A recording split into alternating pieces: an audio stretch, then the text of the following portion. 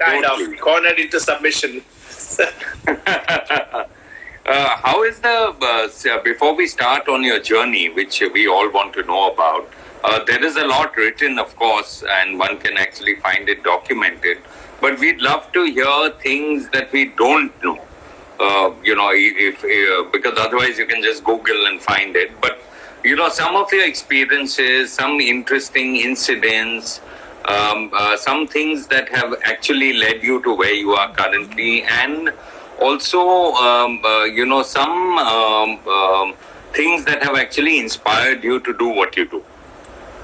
We'd love to hear that. So if you can start off from anywhere, from any of these questions. Sure.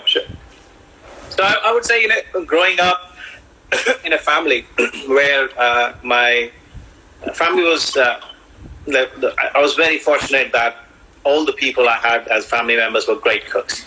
My nana was a great baker. He had his own bakery. My father was a self-taught cook.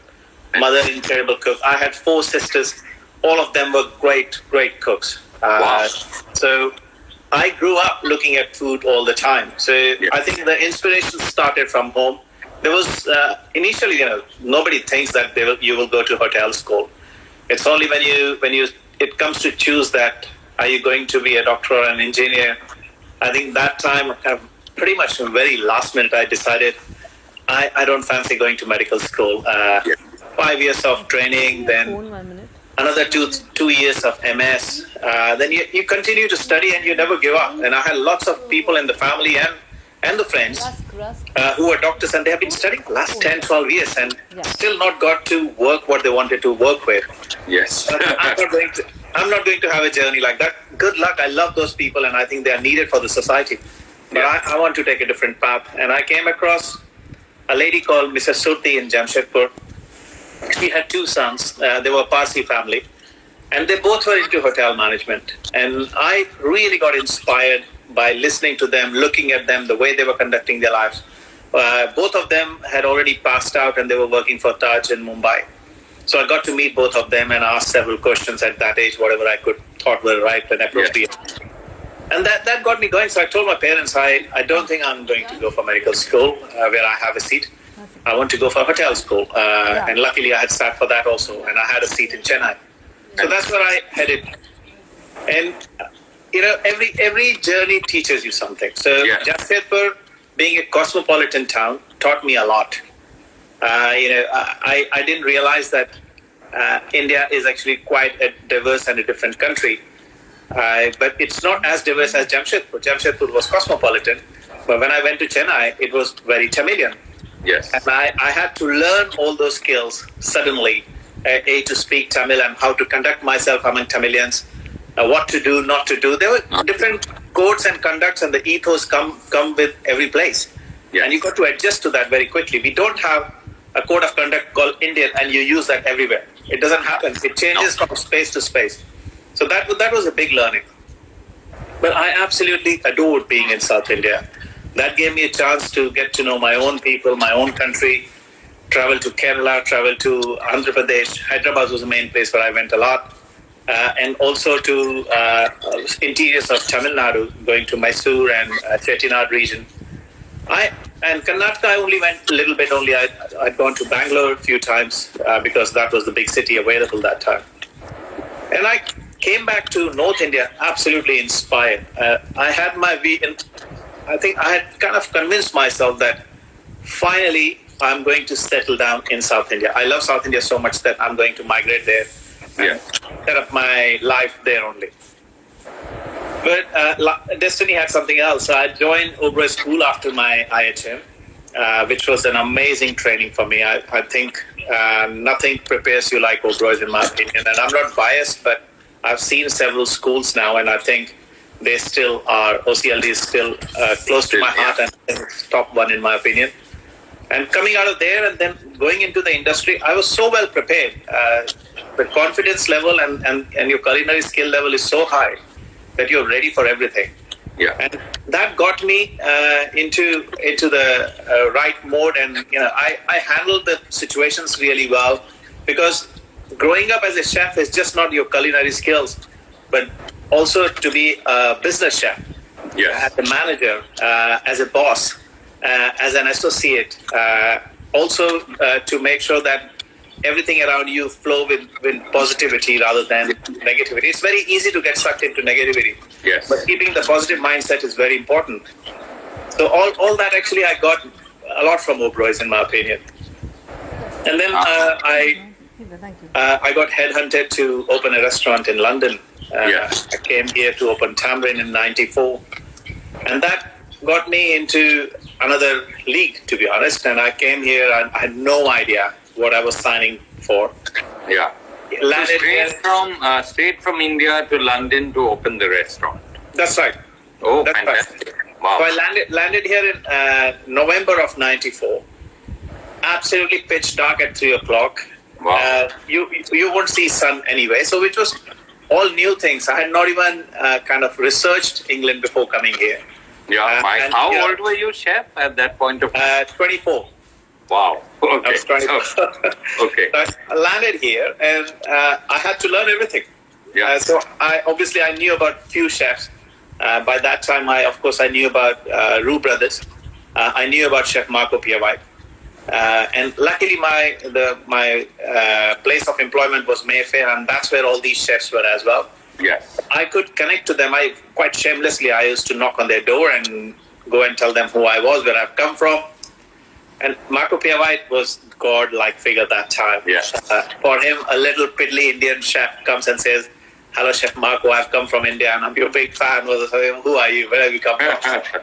But he was very sweet and he embraced me really well. And I asked him if I could, whenever I get a little time, can I come and train with him? Yes. So he said, "Look, I personally don't have any problem." Okay, we can't hear you, chef. I don't know why. Your volume. Can't hear. Guys, can I hear, chef? Yeah.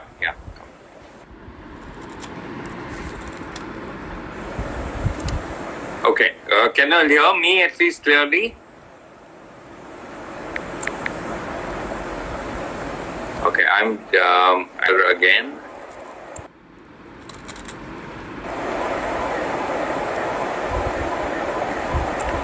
I hope I'm audible. Am I audible?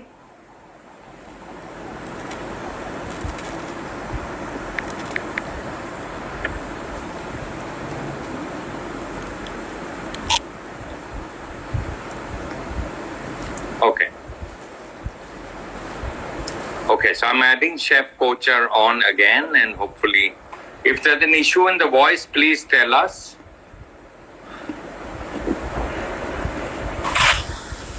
Yes, Chef. Hi, I'm back. Can you hear me now? Yeah, absolutely. You were saying. Apologies. Yes, So no. I got to know Chef Marco a little bit, and then I also went to meet Chef Elberu, who became a kind of father-like figure for me. Okay. And he taught me lots of things about UK, and his personal experience when he used to talk to me, he used to tell me that when he landed, and he landed in London when he was, I think, a little boy. Yeah, And little boy. He used to, when he started his restaurant and he wanted to cook in olive oil, he was buying olive oil from the pharmacist. You couldn't buy it in the supermarket. On the supermarket. Olive oil wasn't available. And having a specific kind of fish was not an option. What was there, you have to just buy that. Yes. You couldn't tell your butcher that how you want your meat to be cut. He will cut the way he liked it. So he had a different kind of journey. And for listening to him and also to looking at how the chefs were working in his kitchen and also in Marco's kitchen and several other kitchens I went to. So what I did, on my days off, I had nothing to do. I was single and not many responsibilities other than looking after the kitchen. So I used to go and work for these chefs on my days off. Maybe just few hours a day, but it got me going and it got me learning new things, which was amazing, really amazing. Yeah. It was tough. Sometimes it was really tough because that way I was working 7 days a week. But 7 days, yeah, and long hours. Yeah, and I thought if I wouldn't do it now, I'll never do it. So I might as well do it. Yes. And then, but in spite of absorbing all that knowledge, something just kept telling me, "Oh, you're an Indian chef, and you have to cook the way Indians like it and the way Indians do it." I didn't switch the way I needed to cook, to be honest. Okay. Till my dad came to see me, and he looked at my food and he said, "Don't you think you're being way too Indian with your food?" I said, "Well, Dad, ain't I that? And I supposed to be that?" So he said, "Look, you have changed your geographical position. You have come to England. You're still cooking with things like okra and dudi and pomfrey and all that. You don't need that. You live in this country. Explore the ingredients here, and your food will taste a lot better, and you will enjoy it more." I saw sense in that. And he also gave a piece of advice. He said, "Go work with a fishmonger, go work with a butcher, go work with a farm and see what they grow here. You will understand the world better." And that's what exactly I did. So for next 2-3 years, that's what I explored. And then my food started changing, and I suddenly had so much passion with the ingredients I was working with. I just didn't worry about that my kadhai needs to be with specific ingredient only. Kadhai is there. I can make this kadhai either with venison, or if I want to use it with courgette, I can use it with courgette. Or if I want to use it with salsifi, I can do that too. So my food started changing, and I stopped looking in terms of what comes from India and what is Indian. Whereas my ethos are Indian, and these are the ingredients I'm supposed to cook with. Yes. And that was the mentality change. And then suddenly everything started falling in its place, and place looked even busier. People were loving the food. And Michelin happened. I know. I mean, that was outstanding. Yes. It was a very big moment. And I had not prepared myself for it. I had not trained myself for it. I wasn't even thinking about it. I would look up to Michelin stars like gods and never think that I would ever be counted in that. I always, I told myself in my mind that Michelin is for European restaurants. It doesn't happen to Indians. Yes. So, but it happened, and it was just an eye opener that okay, the world is a fair place, and everything is equal. You work hard and you get your results, and that infused more positivity in us, and we never stopped. We never looked back. And just about a year or 2 years ago, I was counting Indian restaurants with Michelin stars in the UK. There were more Michelin stars with Indian chefs than there were with Italians in London, which was a big pride thing. I thought that was an amazing achievement for us. Yes, that's a proud moment, actually. It was a huge moment. I think the grin from my face didn't go away for quite several months. It's still not gone away. So I felt very proud. And for me, Samir, it has always been my people. It has always been my team.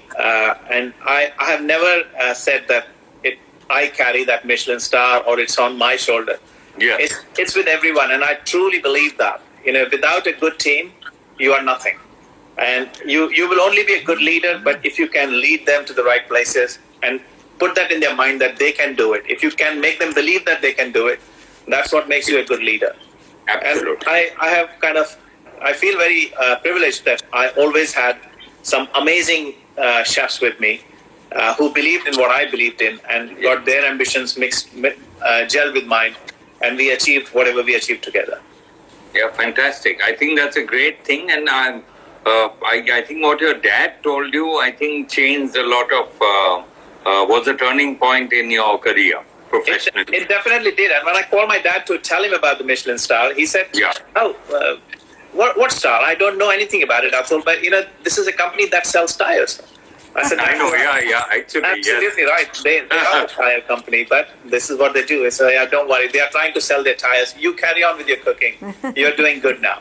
I kind of took it on my stride, and I have never, I see a lot of chefs get scared of losing the star or not being able to achieve it. I have never feared it. I've always felt if you cook from your heart and if you cook with your passion, accolades will come. Remember, Michelin is only an accolade. And if it didn't come, it's not that you had anything less. Michelin had different motive. So I'm not going to blame anybody, and I'm not going to beat myself either. I'm not going to kill myself because I didn't get Michelin. I'm going to continue to live with my passion. I've also said, one day it happens that my passion moves sideways and it doesn't work with Michelin's passion or Michelin's way, and my star is taken away. so Yeah. be it. I'll be fine with it because I still want to be happy cooking what I'm cooking. Absolutely. I would be nothing without not being able to cook. So my people ask me, what's your biggest fear? My biggest fear is losing the sense of sight, sense of taste, and not being able to cook one day. That's a fear. Yeah, absolutely. But Chef, you've come a full circle in a way that you started at Mayfair and currently also in Mayfair with Kanishka's London. Yes. So I kind of always liked, because I came to Mayfair, I stayed in Mayfair, so I thought I'll continue my journey with Mayfair. I understand Mayfair well. Yeah. It's not that I only want to cater to uphill crowd only or the posh crowd only. My restaurant is open to anyone, and it's a known fact that I run menus which suits every pocket. To be honest, my lunch menus start at I think 15. Certain days of the week is 15 to 18 pounds, and then if you want to have a tasting menu, goes up till 120 pounds. So I suit everyone's pocket. So I made sure that my restaurant is not only for privileged; it's for everyone and everyone. But having said that, I also have four. It'll be 5 now. Once lockdown opens, it'll be 5 restaurants outside town as well. Because I enjoy being outside London. I got 2 restaurants in Marlow, and it's by River Thames. It's beautiful. When I'm there, I'm in totally different mode. My whole system is so relaxed and chilled out. So are the clientele as well. They're local people, and they come there for fantastic lunch, and we are busy for dinner as well. Sindhu and the new restaurant which I'm going to open after the lockdown called Vasu. So both the restaurants kind of carry the ethos of being local and being able to serve the local community, and that has been my aim. I love the names of the restaurants. They are all either part of the Indian culture in some way, like Banaras was there. Yes. There is Kanishka. You are opening Mathura soon. That's right. Also, again an Indian, very Indian, either city or a region or a river or a lake or some part of India. So I really like that. Do these restaurants typically have regional cuisine? I've read, so I know, but I'm just asking. Regional cuisines from India? Like No. Kanishka? No, not at all. Not really. Okay. So I like the names because I love my heritage. Yeah. So my restaurants are like me. Okay. I see myself as an Indian person. Yes. My family is Punjabi, born in Jamshedpur, so I was Bihari all my life, most of my life. Yes. Then I was Tamilian for some time when I was studying in Chennai. Yeah. Then when I came back to North India, I had a strong South Indian accent, so I was a Madrasi for a while. Yeah. So I left India to become an Indian, to be honest. Yeah. Nobody calls me by different names. I'm only known as Indian here, which is a big pleasure. But my restaurants are like me. I respect my culture. I respect my heritage. I respect the strong cuisines which come together to make Indian food. Yes. So I use all the flavors, all the elements, whichever dish I'm inspiring, or my food is more inspirational. Okay. So I might work with salmon, for example, but and not necessarily I will only make Amritsari Machi being Punjabi, or Shorsha Mach being East Indian boy, or something from South India. I would create what suits salmon, and I'll create the ingredients of the season which will go well on the plate with salmon. So that's been my ethos always, and I don't shy away from jumping from Bengal to Tamil Nadu to Andhra to Karnataka. I do it with great ease. If the flavors work and they match, I don't mind putting 3-4 elements from 3-4 different places. Yeah, fantastic. But the cuisine is, as you said, as your dad advised you, you do use a lot of local ingredients, fruits or vegetables, mixed with a lot of Indian either spices or produce or techniques. Yeah, so my techniques, as I said, my heritage is Indian, so I use the technique and the spicing of Indian caliber. Okay. But I use everything, all the ingredients which are of British origin or European origin. Okay. I don't wait for my tomatoes to land from Mumbai or onions to come from wherever. So I only use British onions which we grow here, because that's the flavor. People who live here, they understand that flavor. If I start giving them something else, they may not like it. So I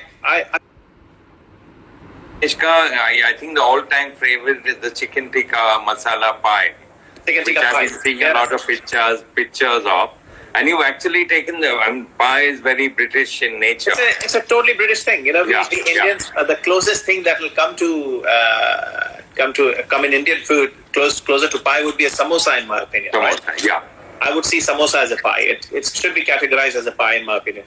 But we don't make chicken tikka samosa. We make chicken samosa, but we don't make chicken tikka samosa. You make a samosa chaat, I know. Yes, that's right. So and the pie is something very classic here. British, they love their pies. And they love their chicken tikka. So I thought, okay, let me combine the two and make it. And I make it in different incarnations and during the different times of the year. When the potatoes are King Edward potato or the Murray's Piper, those are the two potatoes that are great for making mashes. And when I have them in season, sometimes I don't use the pastry and I use the potatoes to put the crust on top. And some of my friends, they just love it like that only, and they keep saying, no, you should keep potatoes on. But there's a crowd who just loves the pastry. So we do it with the pastry as well. But for example, a lamb biryani, that also is a known dish there. Would it be like a typical lamb, and would you do the Hyderabadi biryani, or would you do the Avdi or Lucknowi biryani? How is the preparation? So to start with, we do use lamb. Because I think when we say lamb in India, it can be a little misleading because we use goat in India. Goat, And I think we don't want to call it goat, we say it lamb. I don't know why.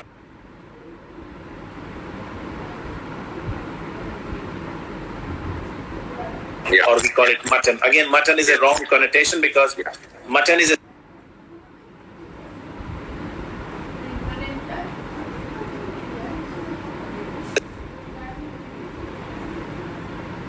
Samir, can you hear me? Yeah, I can. Lamb after having a life for almost 18 months to 2 years is termed as mutton. Mutton, yes. So the older lamb is called mutton. Yes.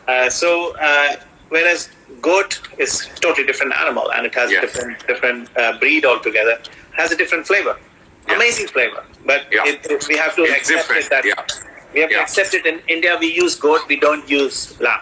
Except people from Kashmir, they use lamb. Yes. So that's one thing. And the way I would make my biryani, I inspire on 3-4 different styles. So, the ones I learned most and I love most is Lucknowi and the Hyderabadi style. But there's also Bengali style of biryani, and there's also Mopla style of biryani. There are Tamilian biryanis. So you can go on. Every corner of India has a style of biryani. Yes. So how do I describe my biryani? I think I have taken the influences from all the places. And worked out what are the basics that exist in all the biryani. And one thing that exists among all of them, is the use of onion, the use of marinade, use of yogurt, use of ghee, use of saffron, and then putting a dum on top. So I use all these basics, and then I leave the flavors to people's imagination, because then I do my own way of adding the flavors. And I'm a big fan of black cardamom when it comes to red meat. So I use my lamb is more infused with the flavor of black cardamom rather than green cardamom. So it has got a rustic, therapeutic flavor. And what I know for sure is black pepper and dalchini, which is cassia, not cinnamon, dalchini. That works incredibly well with lamb. So I make my garam masala based on that. And then saffron, I don't use saffron as a saffron water. And then even if you just tap it, like it becomes a beautiful powder, and it has a more accentuated scent and flavor than the normal saffron. So do you toast it, dry toasted? Dry toasted. Okay. And then I use that powder and infuse it either with ghee or with melted butter. Very little bit of milk as well. Make a kind of concoction of that, and then pour that over the biryani before adding the dum. So more as a garnish than as a marinade. Yes. So I don't like to put saffron in marinade because there are so many strong spices working. And Yes. saffron has a very delicate flavor, and you want it to go Yes. to the rice, not to lamb. Yes. And rice carries saffron much better than lamb. So Yes. I pour it on rice. On rice. Very interesting. Chef, what is the current situation in London? And so that is question number one. And Sure. second is, how do you actually... so now is I think for most at least restaurants in India, it's a time of survival, whether they are standalones or larger chains. And then that is phase one, which is now. Phase two is where you actually try and stick to the norms laid down by the government, whether it's hygiene or this and that, social distancing, etc. And then actually hope and look to attract your clientele, probably in a reduced footfall or however which may be. We don't know. Is it the same situation in London? What is the situation currently in London, and how does one overcome the situation, or what thoughts are in mind? So the situation here is identical to India. Okay. We are in lockdown mode, and we are not allowed to open restaurants. That's not happening. Yes. But government has allowed certain places to use the delivery mode. You can deliver the food, but you cannot have people coming to you. Yes. So certain businesses are doing it, but I have chosen not to do it because I want to keep my staff safe. But it's just that we have started thinking that it's going to get the restrictions are being eased from I think 5th of May. Yes. So we might go back and start the delivery. Now, survival mode, everybody's on the survival mode. I'll be very honest that all of my 5 restaurants, our bank coffers are empty because we had to pay the staff. Absolutely. To go back is a big challenge because what will not go away, we would have to pay the rent. Government has helped us with the staff wages here, but it's only temporarily. Yes. So when we go back, we don't know whether we'll be able to afford that much staff. That's to start with. So there will be lots of job losses, unfortunately. Yes. But also the standard costs don't go away. Your insurance bill will be there. The suppliers which were not paid, because restaurant industry works on the negative cash flow. You borrowed the ingredients from the suppliers. You have made it into a product. You have sold it, but and not then you pay. back. Yes. A lot of us are going back into the business with a lot of debt as well. Yes. Which we need to clear to kickstart the business again. So there's going to be a cash injection from the investors, and that's going to be very challenging in the current times because we don't know where the world is going. It's a very tricky situation, Samir. Yeah, I know. Somebody asked me 2 weeks ago, what do you think and how we'll go back? I said, you know what? Actually, I'm not thinking at the moment. Yeah. Because if I think, I'll worry, and if I worry, I will worry unnecessarily because I'll not achieve anything. Yes. So I will start worrying when I get there. Yeah. Till that time, I want to remain smiley face and positive and keep pushing and live my time because, who knows what's around the corner. I agree totally. Absolutely. Chef, you're an inspiration to a lot of aspiring chefs, a lot of home cooks and home chefs in India, for sure. So that I'm fully aware of. There are a lot of home cooks and home chefs who we as the FBI deal with across the country. Okay. We add value to them. We have Home Chef Matters, which is a conference for home chefs. Okay. We run the FBI Kitchen, where we give opportunity to home chefs to run the kitchen for a month each. So we do a lot of interesting things with home chefs. Or home cooks. However, there's a big debate on that. But when a home cook or a chef actually wants to level up, I'm sure a lot of them get inspiration by your talks, watching your videos, listening to you talk, in cuisine, in cooking, in culinary, in business side of things. And so what are the kind of, my question is basically what advice would you actually give home chef as a professional, iconic Indian chef to actually level up and take their business to the next level. I'm not talking about coronavirus. Understand? Just on generally. Yeah. In general, I think Indian cuisine is quite a strong cuisine, and learning influences from other cultures is the best thing we can do, in my opinion. Okay. And I don't mean necessarily international. There's nothing wrong in learning international influences, but within our own culture also, there are so many things happening. And sometimes I'm not accusing anyone, but it's my personal feeling that I find people can become very insular. That I belong to this place and this is what I want to do. But I think the way we're going to go forward, and let's say next century, we got to start the wheels now to make ourselves a national cuisine, and that is with everybody coming together and learning from each other, appreciating what others are doing, and infusing those influences into us, and also upping their game all the time. There are new ingredients coming into our markets. What we used to get 20 years ago. They are still there, but there are another 20, 30 ingredients have come into the market.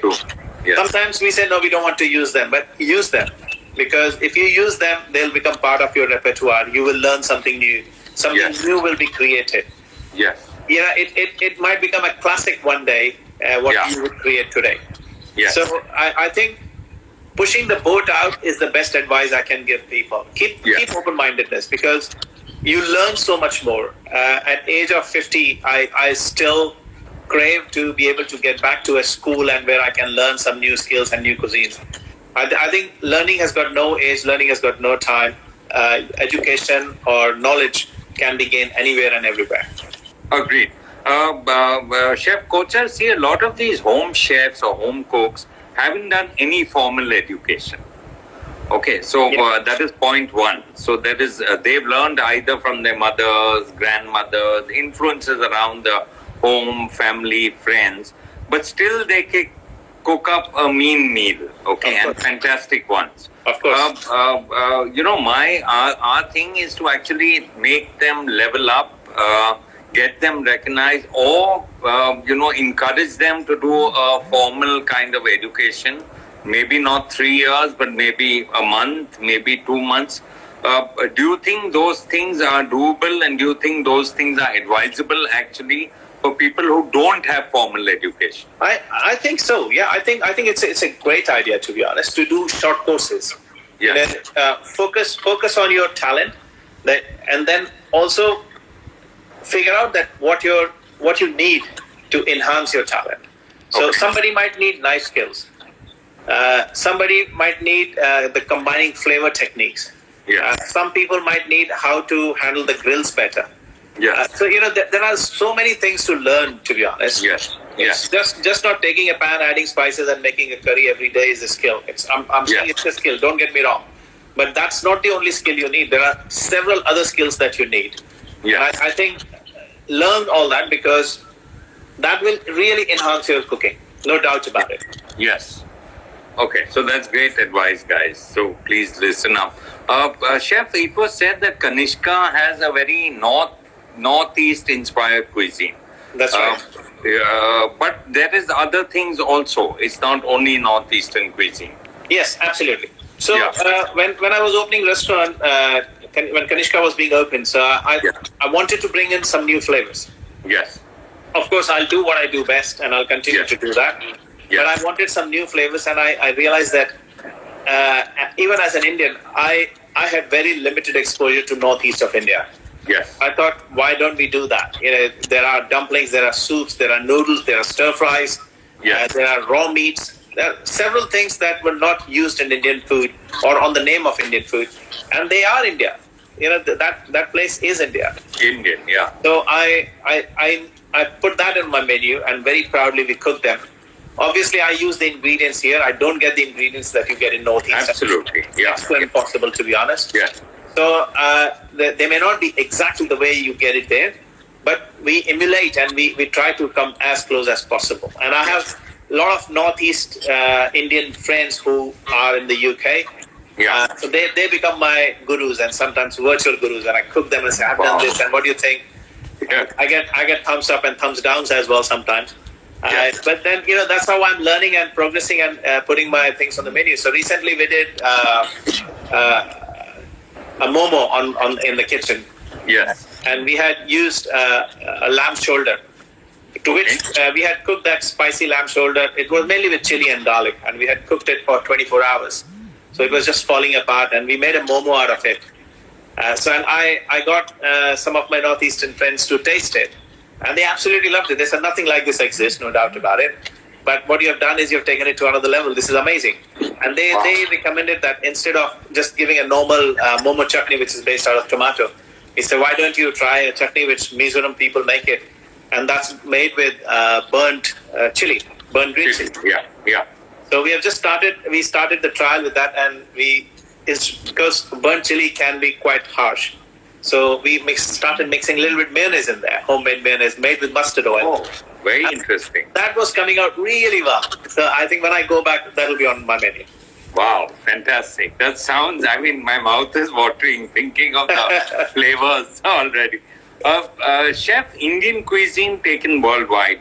There are inspirations like you who actually promote and profess Indian cuisine, opening a lot of Indian and using a lot of Indian regional, either techniques or ingredients or whatever you can, masalas in your menus globally. So you're one ambassador of Indian cuisine, I must say that. Worldwide. There are few people like that across the globe. Yes. Absolutely. A lot of us. But when you look at a cuisine like Chinese, you get it at every nook and corner of the globe. The smallest town you go to the largest space.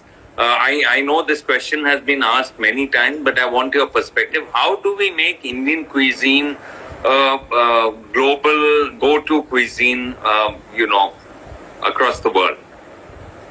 I think and it's not a criticism. It's just my observation, and I think over a period of time we need to harness it and make it. What you're saying is exactly the same thing I have in my mind as well. I think if we learn to respect the ingredient, the main ingredient, and not mask the flavor with the spices, it can become a go-to cuisine very easily. Okay. Anybody I know in this part.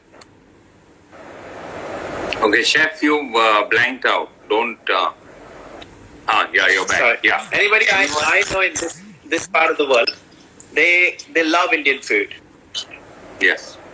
Okay. Again, it's blank. I don't know why. Am I blank or Chef blank? Can you? Very sorry. This call came. No. Yeah. You were saying, Chef. Anyone in this part? In this part of the world, they absolutely love Indian food. Okay. So we just have to make it more universal. Okay. So when I came into this country, Indian food used to be the weekend food, Fridays and Saturdays. And people didn't come to restaurants on Mondays and Tuesdays. Very few people would come. Still, the business on Monday, Tuesday is very tough. Yes. But over these 25 years, I've seen that the tide have turned. People have started loving Indian food, and they come to Indian restaurants also on Monday, Tuesday, from Sunday onwards, Sunday to Thursday also. So restaurants do get populated. But before this, people only came on weekends. So I think the cooking technique has changed. The familiarization with the ingredients have changed. The more we talk about it, the more we get it out there, the more we kind of tell the world who we are, what we have done. And I'll give a very classic example from Italian kitchen. That's olive oil. Yes. Entire world has been made to believe that olive oil is an amazing thing. Amazing, yeah. Okay, I'm not saying it's a bad thing. Yeah. But, I also say that the almond oil and the mustard oil we get in India is also an amazing thing, but we don't tell the world. So the moment we start telling the world that even our ingredients are amazing, look at the quality of onions we produce, look at the quality of potatoes we produce, look at the quality of cauliflower and the carrots we produce, we don't shout out about it. That's the problem. Yes. We look down upon ourselves. We're too humble. Whereas you need to be a little boisterous and you need to talk about your own country, your own food a bit more. And once the awareness comes, people will accept it and they will use it more and more. And I think that's the way to go. Yeah, maybe coconut oil also. I mean, Coconut oil which I was is. just saying. Yeah. I Yeah. think coconut oil has broken that threshold, and it's already gone into the oil for gods. To be honest, Yes. everywhere in the world. Another thing which recently world has started using humongously, and I see all the 3 Michelin star chefs using it, is ghee. Ah, yes. So ghee, yes, I must say. Yes. Ghee has broken Yes. that barrier and gone in and Yes. being used by all the chefs. And it's an amazing fat, especially when you're doing the barbecue. Yes. Because its resistance to heat and the smoking point of ghee is very high. Very high. And, Yes. and I think that's what people look for. And also it imparts beautiful flavor. It has got a lot of dairy flavor compared to butter. It's a lot more stronger. So all the chefs I see now, they carry their own brand of ghee. Ghee, yeah. Use that in the cooking and the basting and all that. So more so from there's a big I agree with you. Ghee, yes. And they all say ghee very with an accent. Absolutely. There is a company in Holland.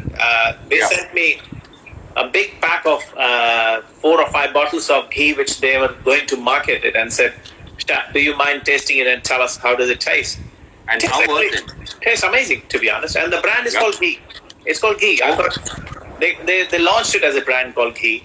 And Okay. it's incredible. It's very, very good. I can't fault it. Fantastic. Chef Basin says ghee is good for health also. That I totally agree. Yes. There is a lady. There's a lady who talks about healthy food and health. Her name is. She's from Mumbai. Her name is Rajuta. And Okay. my wife follows her a lot, and she showed me a video when Rajuta was telling world that if you have a little bit of ghee and jaggery, good, mixed together after every lunch, just a teaspoonful. Your digestive system works incredibly well. You will never face constipation. So I actually want to get to Rajuta and have a chat with her one day about it, because Yeah. there's so much to learn. There are so many things about our food, and there's so much to learn from her. There's so much to learn. Absolutely. Chef, 2 last questions. We don't have in 10 minutes, less than 10 minutes, we both will get cut off. Of course, let's go. Question number 1, you did actually explore India at a point of time, and are there any plans to make a comeback into your roots? So I have just signed a contract with a friend of mine who's opening a restaurant in Gurgaon on Golf Course Road, which will be called Saga. We should have opened if COVID-19 had not happened. SAGA, Saga. SAGA, yeah. So I am definitely coming back, no doubt about it. That was always the intention, but this time it will be in Delhi. But Mumbai always remains close to my heart. Hopefully one day soon in Mumbai too. Yeah, so Gurgaon, fantastic. So I guess once this lockdown actually things ease out, and that's when you'll actually take it forward. That's right, yeah. Okay, the woman's name is Rujuta Divekar. Yes, that's it. Yes. Saloni just said Rujuta, and I said yes. That's because you said Divekar something, so I was wondering. No, I only said Rujuta. I didn't know her second name. So, second name, yeah. She's fabulous, absolutely. When you talk about health, she's wellness, fitness. She's probably A1. Yeah, it started with a bit of a joke when my wife started following her, and me and my kids were like, "Here we go. Mom is giving us because Rujuta must have said that." But now I strongly believe whatever she's saying actually makes sense. I've watched some of her videos through my wife. Makes so much sense. Yes, no, absolutely. She's fabulous. Chef, we will see you in India. That means more often, mostly Gurgaon. Yeah. Of course. But I definitely will come and see you guys soon in Mumbai as well. Yes. There's no intention but just to come and see you guys. It's been a long time. Absolutely. That'll be amazing. What kind of food would Saga have? Initially the story, Saga means story. So we wanted kind of a menu which will have a storyline to it. That why people ate it and how it happened. So I think I'll continue with the same theme. But it'll be more of a social place rather than a very fine dining. I'm not thinking of making a fine dining space. I'm thinking of making a kind of place where people want to come and enjoy their time as well. So it's about the ambience, it's about the music, it's about the food. So these are the three elements we are working on. Fantastic. Two quick questions before it cuts off. Yes. One is, what do you think post-COVID restaurant changes would be? One is, of course, hygiene. Do you think social distancing also would be part of the whole thing? I think social distancing will remain part of it, Samir. I don't think that will change quite quickly. But you know what? We humans have very short memory as well. We'll forget about it very quickly too. Yes. Once we have found the vaccine and we'll move on. But till the time we know that we are not safe, I think people are going to be a little cautious. So if you have a restaurant, let's say 50 cover, start thinking of making a business case with the 50 covers now. Because 100 covers will not happen, or open for longer hours. Cut it by half at least, yeah. Exactly, and or you would have to open all day long to be able to make the money. But then you know what? People feel hungry only at certain time. They don't go to the restaurant all day. Okay. One question: if you were going to a deserted island, what 5 ingredients would you take with you?